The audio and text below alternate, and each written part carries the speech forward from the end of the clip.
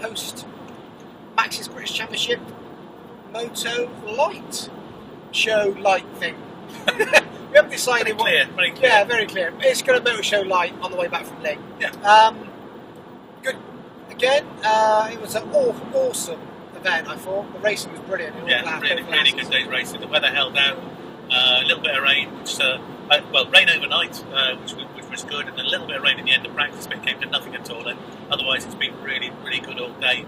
Track was in fantastic condition. Got super rutty, really hard work for them, but great racing in all three classes: MX1, MX2, and MXY2. Crowd. Yeah, really good crowd on there. It's the best I've seen in a while. Yeah. Yeah, more than there was at Landrake, which was good enough itself. So yeah, great day's racing, really. Okay, let's start with MX2 then.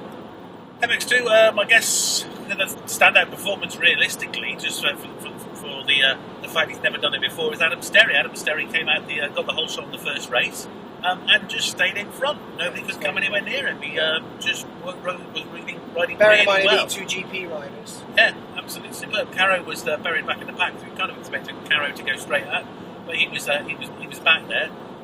So it was getting towards the end of the race. Sterry was getting a lot of pressure from Mel, but he just seemed to think, okay, I can deal with it, and he did deal with it. Mel couldn't get past. Bradshaw was going well, good through the pack there. Brian Mack was up there, so yeah, really good race on that one.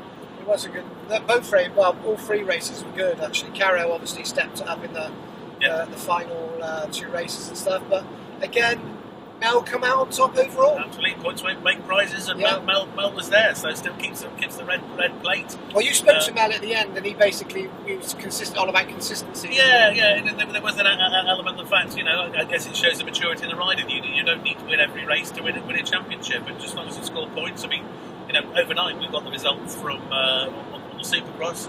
Ryan Villapoto back to winning, and no matter what anybody else does in that series, he's consistently scored points all the way through, and even when he was on a drip hours before the event, he toughed it out and got 6th place, and that's the kind of thing that makes the difference. So MX2 was over. We will. There's a special mention to Stephen in the Wild. Get well soon, mate. He had a horrific accident, but we're not going to say exactly what happened because it's a bit horrific to me. Just to say that was just in practice. In practice, didn't even start really. But he had a bad cut on his arm, and he's in hospital and having operations. All the best to him and his team. MX1, Joe, really good. Yeah, great racing in there. Stand-up performance again. Although he didn't compete on 3 races, Nathan Watts was really good. He's a rookie in that class, and went so well in the first race. Unfortunately, had a problem, and he's broke with the back wheel. Collapsed into the very They think it was a foot peg. Yeah, foot peg taking out a few spokes, and then there's so many jumps on that track. And it was so rutty. Then just from a few on, they all started going. He said he ended up, he didn't finish that race, but in the second 2 did really well and won the last one. So and that's in front of Jake and Sean, who are fresh off their GP duties. So fantastic. So, but the podium didn't include him, unfortunately, because of that. The podium was much the same as Landrake, really. Sean, Jake, and Christian. Christian had a difficult day, but again, points make prizes. He's on the podium. Yeah. So there's a couple of I thought that looked really good in certain parts of the race, and that was Brit Ratsit. Yeah, he had really good day. Kawasaki rider had a great second race, fourth. Prestonhoff, superb. Prestonhoff was awesome. Yeah, he sort of got into his little rhythm. Brad in the second race was going so fast, it was insane. Yeah, he come from way back. Yeah, and he was pressuring Elliott.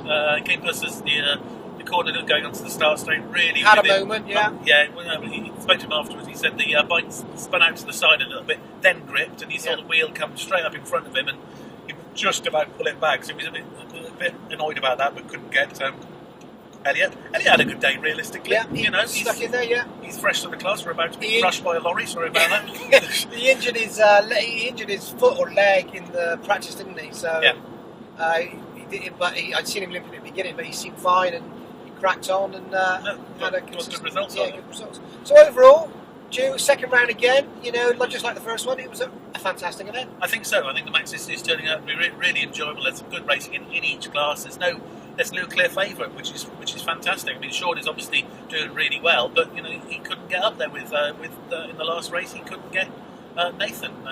You know, if Nathan had got 3 races, he would have been at least on the podium.